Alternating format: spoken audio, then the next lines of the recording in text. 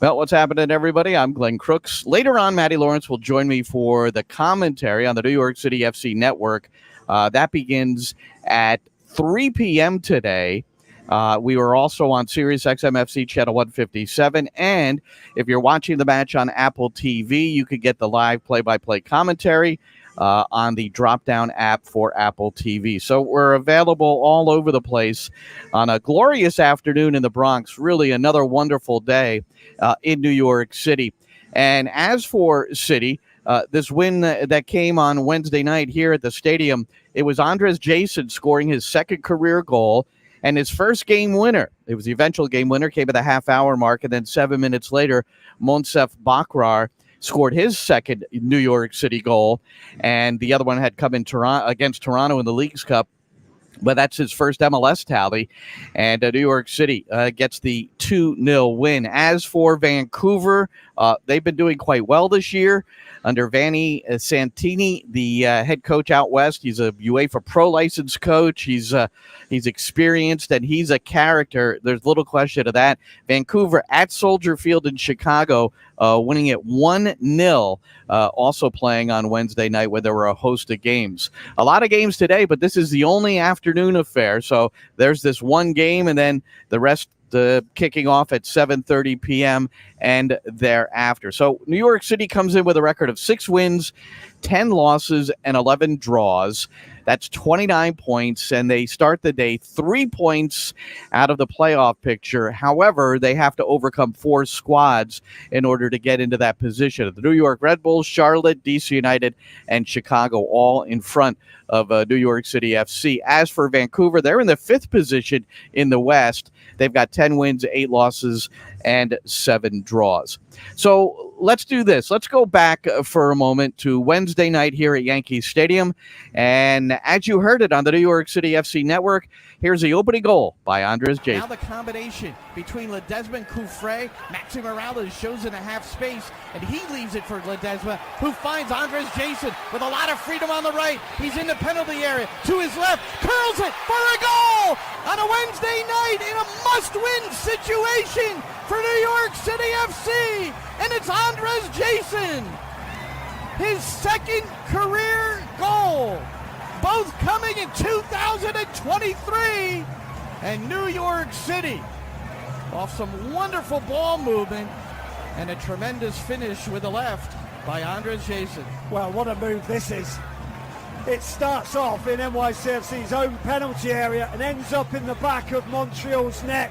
The interchange of play between Ledesma, Maxi Morales and Coufret is exquisite, and the right-footed pass from Coufret just absolutely arrowed across to Andres Jason. So Andres Jason, here's a guy that 2019, he was the Golden Boot winner in the New York City FC Academy, Player of the Year. Shortly thereafter, signing a first-team homegrown contract for New York City FC. But it was not until 2023 that he was able to get on the scoreboard. He's done it twice now. So the Greenwich, Connecticut native, big one there, and he's going to be rewarded with another appearance in the starting 11 for New York City FC. We'll go through both the City starters and Vancouver starters in just a moment. I did want to, Tyler Magno, so this is a young man who came into the season without Tati Castellanos and without a striker signed, Monsef Bakrar, eventually coming in, the Algerian, in the secondary transfer window. But in the primary window, nada. Gabe Siegel, he's a young striker at 21 years old. He gave it a go. He scored a couple of goals, but it was not quite the performances that Nick Cushing and the head coach and the coaching staff were looking for. So they were also trying Magno in there. Magno began as the striker initially. Then he was pushed wide into a more comfortable position. I'm bringing all this up because for Magno, he is a guy who has not scored a goal. He's got 3 on the season, but he has not scored a goal since April the 22nd and did not play in Wednesday's game against CF Montreal. Monsef Bakrar, He scored the second goal, the insurance goal, and I thought this picture was worthwhile post game. So it gives you the notion that Tyler Magno is happy for Bakrar, and he can delight in the win, even though he did not play a part in it at all. And he'll be on the bench at the start of today's game once again. We know that Magno at one point was out of the squad. He was permitted to travel to Philadelphia, but he did not sit on the bench for that one. So there have been issues along the way with Tyler Magno. The biggest is he is not providing goal contributions. So will he have another opportunity today? That remains to be seen. Again, kickoff on the New York City FC Network is 3:39 p.m. That's the kickoff here at Yankee Stadium. And it's here's a good look at the house that Jeter built, I guess. The house that Ruth built was torn down a long time ago, kind of behind us here in the Bronx. Went there with my dad, though, to the original Yankee Stadium years ago. Then there was a renovation. Then that was torn down, and this new structure was built. And it's now fitting that there's soccer here. Because in 1976, for those who were around, Pelé and the Cosmos played their home games right here.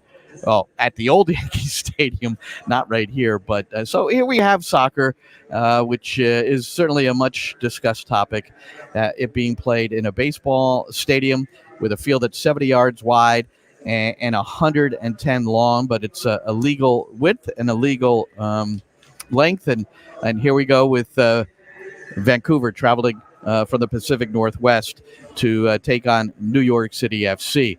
Vancouver is featuring a couple of high-scoring forwards, 10 goals and 9 goals apiece for Brian White and Ryan Gold. And Brian White, in particular, is someone who is familiar to many in the area. He is a Jersey boy.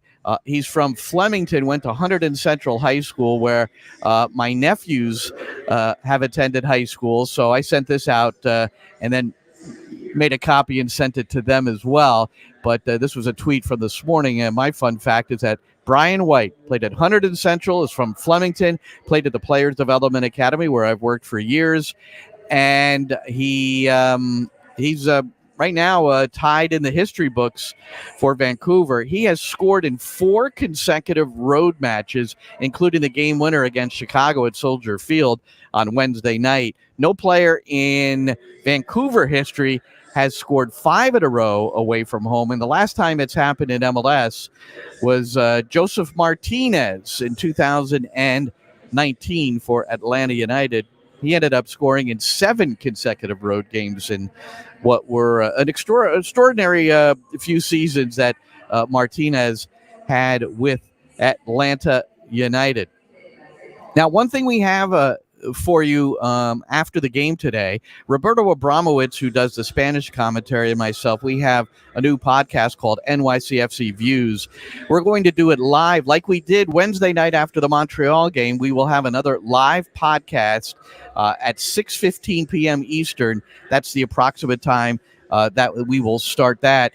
And we'll review this game leading into the international break. The next game for New York City after this will be a home match against New York Red Bulls, the second and final installation of the regular season Hudson River Derby, and that'll be here at Yankee Stadium. 2 teams both below the playoff position. The Red Bulls will enter the week's play in the number 12 position on 29 points. New York City in the 13th spot, also on 29 points, but the Red Bulls with one more victory than New York City, 7-6, and that's the first tiebreaker is wins. So the Red Bulls with a slight edge on New York City, but that match is going to be monumental. That's a classic 6-point affair, and the winner of that match, if there is a winner, and it's not a draw, but the winner of that match could well be on their way to the postseason. But both teams have a lot to do in order to make that happen. And New York City, we anticipate they'll be wearing the the Parks kid again. And here's Maxi Morales. And I'll never forget the Sports Illustrated cover when Yogi Berra came back to manage the Yankees. You know, George Steinbrenner, those days, he would fire managers, then bring them back. Yogi was one of them. So the cover on the on Sports Illustrated was just like this, except it was just Yogi's back wearing the number 8. There's no Yankee tradition. They don't put names on the back of shirts. So we say Maxi's back. And he's started 3 consecutive games for New York City FC since the Leagues Cup break ended. And he's looked fresh, and he's been very important to what New York City has been able to do over these first 3 games. One of them a victory, and a couple of losses to start. And although playing well against Minnesota, not so much at Cincinnati, but regaining a bit of their edge against Montreal on the goals by Andres Jason and also Monsef Bakrar. Well, that's just gonna about do it. I did want to show you what we do on Saturday mornings oftentimes, right, is we get up and we watch EPL, or sometimes it's Bundesliga or La Liga, whatever happens to be on that suits you. But if you were watching Sheffield United and Everton, you may have seen Archer going for it again. It's unfortunate for Pickford, but just what the doctor ordered for Sheffield United. Cameron Archer making his own luck. So if you play goalkeeper long enough, that'll happen. Off the post, off your back, and into the goal. A unfortunate own goal for Jordan Pickford, and Everton finished up 2-2. Sheffield United 2 and Everton 2. What will happen here this afternoon at Yankee Stadium? The first of a series of matches in Major League Soccer, and match day 28 here. You'll be able to hear it on the New York City FC network. If you're watching it on Apple, go to the drop-down app and you can get your hometown commentary with myself and Matty Lawrence. And also, if you're driving around or you have the app, we'll be on Sirius XM FC. That's channel 157, beginning at 3 p.m. Eastern. I'm Glenn Crooks. Enjoy the game, everybody.